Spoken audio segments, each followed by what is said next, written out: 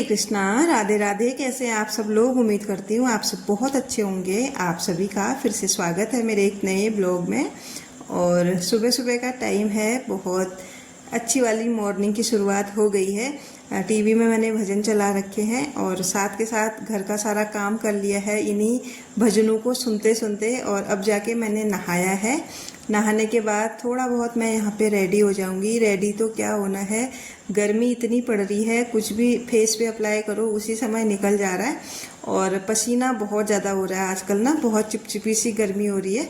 तो यहाँ पे सुबह का टाइम है तो बहुत पीसफुल अभी टाइम है, लेकिन थोड़े दिनों से मैं पूजा पाठ नहीं कर पा रही हूँ, लेकिन आज से शुरू करने वाली हूँ। बट अभी नहीं, शाम के टाइम से मैं पूजा करूँगी क्योंकि अभी मुझे मंदिर की सफाई वगैरह करनी है और कल है निर्जला एकादशी और साथ के साथ गुरुवार भी पड़ रहा है कल। तो बहुत अच्छा दिन है कल का, बहुत बड़ा संयोग है। बृहस्पतिवार भी है और निर्जला एकादशी भी है, जो कि साल के श्रेष्ठ एकादशियों में से एक एकादशी है। कुछ लोगों का इसमें व्रत होगा, कुछ का नहीं भी होगा, और कुछ लोगों का इसमें गुरुवार का व्रत होगा तो एकादशी का नहीं होगा, किसी का एकादशी का होगा तो गुरुवार का नहीं होगा। वैसे भी नियम है, व्रत आप एक दिन में एक ही कर सकते हैं, एक ही व्रत का संकल्प ले सकते हैं, चाहे पर्व या फिर बार एक ही क्यों ना पड़े। जैसे अगर आपका एकादशी का व्रत है तो आप एकादशी का ही व्रत ले सकते हैं, गुरुवार का है तो गुरुवार आप दूसरा कर सकते हैं। इस तरह से ये चीज़ें होती हैं। तो आज मैं कुछ यही चीज़ें आप लोगों के साथ शेयर करूंगी कि एकादशी का व्रत किस प्रकार करना चाहिए और क्या क्या इसके फल होते हैं। तो सबसे पहले बात आती है, यहाँ पे कल निर्जला एकादशी है और कुछ लोगों का इसमें जल फल वाला भी व्रत होगा, कुछ लोगों का निर्जला भी होगा। जैसे कि मेरा है, मैं जल और फल वगैरह खा लेती हूँ, जल भी पी लेती हूँ, क्योंकि मैं 2-3 दिन बिना पानी पिए नहीं रह पाती हूँ। अपनी अपनी बॉडी की बात होती है। तो मेरा जो रहता है कि मुझे ना बहुत सारा पानी चाहिए, मैं बहुत पानी पीती हूँ। तो इस वजह से टाइम टाइम पे प्यास भी लगती है और जाहिर सी बात है गर्मी इतनी ज़्यादा पड़ रही है तो बिना पानी पिए तो कोई रह नहीं पाएगा, मुश्किल है।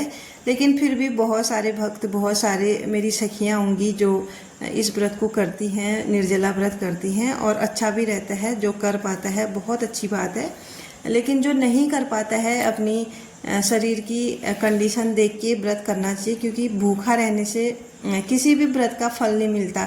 अगर आप अपने शरीर को कष्ट देके प्रभु की सेवा कर रहे हैं तो उस चीज़ से ना बिल्कुल भी ईश्वर खुश नहीं होते हैं, क्योंकि पहले शरीर है फिर जाके हर चीज़ है। अगर हमारा शरीर स्वस्थ नहीं होगा तो हम भगवान की पूजा करने के काबिल भी नहीं रहेंगे, ये बात बिल्कुल सत्य है।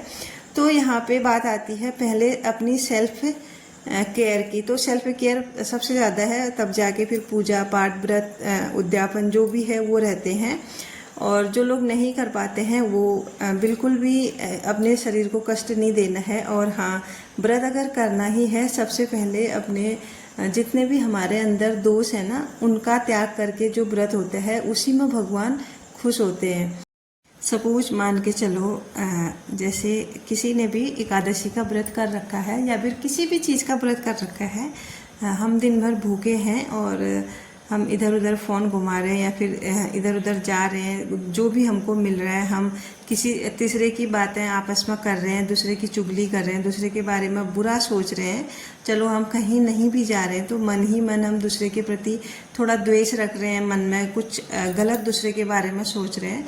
तो ये चीज़ें व्रत के दिन नहीं होनी चाहिए। सबसे पहले ना यही चीज़ें त्यागनी है, तब जाके हमारा कहीं ना कहीं कोई भी व्रत हो वो सफल हो पाता है। अगर आप व्रत नहीं भी करते हैं ना, अगर आपके मनोभाव सच्चे हैं, दूसरों के प्रति आप बहुत अच्छी सोच रखते हैं ना, उसमें भी भगवान खुश हो जाते हैं। लेकिन हाँ, एक व्रत अलग चीज़ होती है, उसमें कुछ फल होते हैं, उसके भी कुछ दोष हमारे होते हैं, वो करते हैं व्रत पूजा पाठ करके। तो यही चीज़ें हैं, कुछ हमारे पूर्व जन्म के पाप होते हैं या फिर कुछ हम कष्ट भोग रहे होते हैं, तो उन्हीं का जो निवारण होता है वो चीज़ें होती है व्रत और पूजा से। तो यहाँ पे बात आती है, सबसे पहले एकादशी के दिन क्या करें। सबसे पहले तो कल एकादशी भी है और गुरुवार भी है। तो सबसे पहले आप ये करें कि घर में ये इस चीज़ का ध्यान रखना चाहिए कि बहुत ज़्यादा हमें साफ़ सफाई नहीं करनी है, बस नॉर्मल सी सुबह के टाइम पे एक झाड़ू लगा देनी है। उसके बाद कुछ भी हमें ज़्यादा झाड़ू पोछा बर्तन और कपड़े ज़्यादा साबुन का यूज नहीं करने हैं, बहुत सारे हमें हैवी हैवी कपड़े नहीं धोने हैं। थोड़े बहुत हाँ जितनी हमें नीड है उतना हम धो सकते हैं जब बहुत ज़्यादा ज़रूरी हो, लेकिन ऐसा भी नहीं कि थोड़े बहुत धो लेते हैं, चलो ठीक है, ये भी नहीं। और उसके बाद दूसरी बात आती है अपने व्रत की। सुबह सुबह आप जल्दी उठें, हो सके तो सूर्योदय से पहले उठे, अपना स्नान ध्यान करके पूजा पाठ करके भगवान को थोड़ा सा फलाहार जो आप करेंगे उसका भोग लगा के तो भगवान की सेवा करें, सूर्य भगवान को जल चढ़ाएं। और हाँ, कल एकादशी है तो तुलसी जी को जल नहीं चढ़ता है, और बृहस्पतिवार को भी तुलसी जी को जल नहीं चढ़ता है।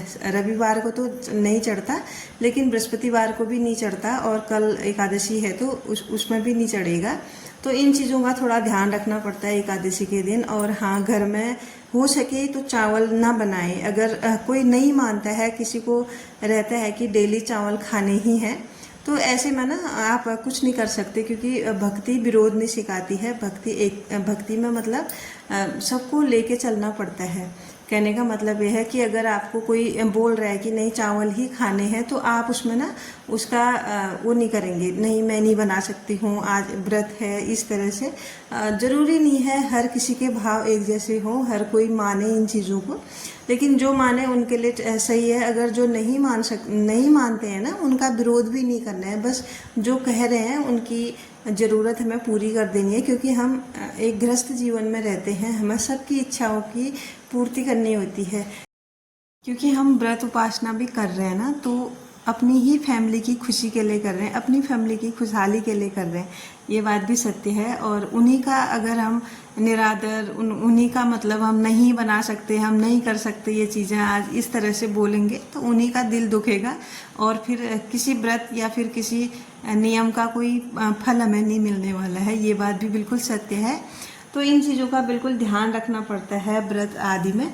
तो अब इसमें बात आती है सबसे पहले ठाकुर जी की भोग की। तो जो लोग ना एकादशी का व्रत करते हैं वो अपने ठाकुर जी को अन्न का भोग ना लगाएं, और जो लोग एकादशी का व्रत नहीं करते, बृहस्पतिवार का व्रत करते हैं, वो लगा सकते हैं। इसमें भी एक थोड़ा सा वो है। और अब बात आती है, अगर हम अन्न का भोग नहीं लगाते हैं तो किस चीज़ का भोग लगाएं? तो आप साबूदाने की खीर बना सकते हैं जिनका एकादशी का व्रत रहता है, या फिर आप कुछ फ्रूट वगैरह काट के रख सकते हैं पानी वाले, जैसे कि आम हो गया, तरबूज हो गया, या फिर केला भी रख सकते हैं। लेकिन आप केला स्वयं ना खाएं, क्योंकि एकादशी और बृहस्पतिवार के व्रत में केला नहीं खाया जाता है, इस चीज़ का ध्यान रहिए। आप लौकी की खीर बना सकते हैं भगवान जी के लिए, लौकी का कुछ अलग कुछ भी बना सकते हैं।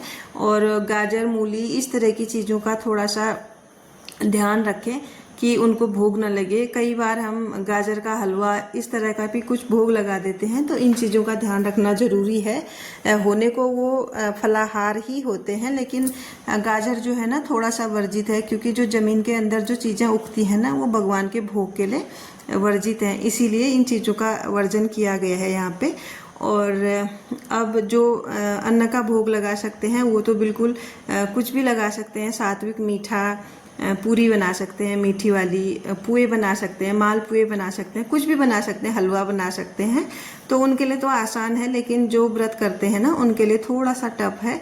और सबसे बड़ी बात सेवा की, तो चंदन सेवा तो बिल्कुल कल होनी ही चाहिए प्रभु की, क्योंकि इतनी गर्मी में जब उनकी चंदन सेवा होगी थोड़ी सी ठंडक पहुंचेगी। और इत्र सेवा भी बहुत ज़्यादा ज़रूरी है, इत्र से भी ठंडक पहुंचती है, और साथ के साथ बहुत अच्छी खुशबू आती है, जो कि हमारे लक्ष्मी नारायण भगवान को बहुत ज़्यादा पसंद है, माता लक्ष्मी को बहुत ज़्यादा पसंद है इत्र की खुशबू।